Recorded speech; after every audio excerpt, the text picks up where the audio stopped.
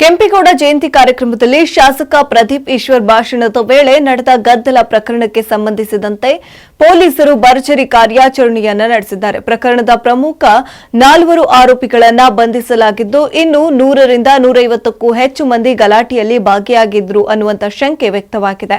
SP Kushal ಚೌಕ್ಸಿ ಮಾಹಿತಿಯನ್ನ ನೀಡಿದ್ದು, video ಸಾಕ್ಷಿಗಳ ಆಧಾರದ ಮೇಲೆ ಉಳಿದ ಆರೋಪಿಗಳ ಪತ್ತೆಗೆ ತೀವ್ರ ಶೋಧ ಕಾರ್ಯ ಮುಂದುವರೆದಿದೆ ಎಂದು ಹೇಳಲಾಗ್ತಾ ಇದೆ.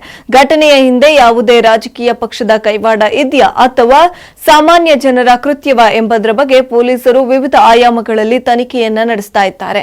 ಇನ್ನು ಇದು ಶಾಸಕರಿಗೆ ಉದ್ದೇಶಪೂರ್ವಕವಾಗಿ ಅವಮಾನ ಮಾಡುವ ಯತ್ನವಾಗಿದ್ದು, ಕಾನೂನು ಕೈಗೆತ್ತಿಕೊಳ್ಳುವವರ ವಿರುದ್ಧ ಕಠಿಣ ಕ್ರಮವನ್ನ ಕೈಗೊಳ್ಳಲಾಗುತ್ತೆ ಅಂತ ಎಸ್ಪಿ ಎಚ್ಚರಿಕೆಯನ್ನ ನೀಡಿದ್ದಾರೆ. ತಪ್ಪಲಿ ಎಸೆತದಿಂದ ರಾಜ್ಯ ರಾಜಕೀಯದಲ್ಲಿ ಸಂಚಲನ ಸೃಷ್ಟಿಯಾಗಿರುವ ಈ ಪ್ರಕರಣ ಇದೀಗ ಮತ್ತಷ್ಟು ತೀವ್ರ ಸ್ವರೂಪವನ್ನ ಪಡೆದುಕೊಂಡಿದೆ. ಶುಭ ಕಾರ್ಯಕ್ರಮಗಳಿರಲಿ ಅಥವಾ ದೈನಂದಿನ ಪೂಜೆಯೇ ಇರಲಿ,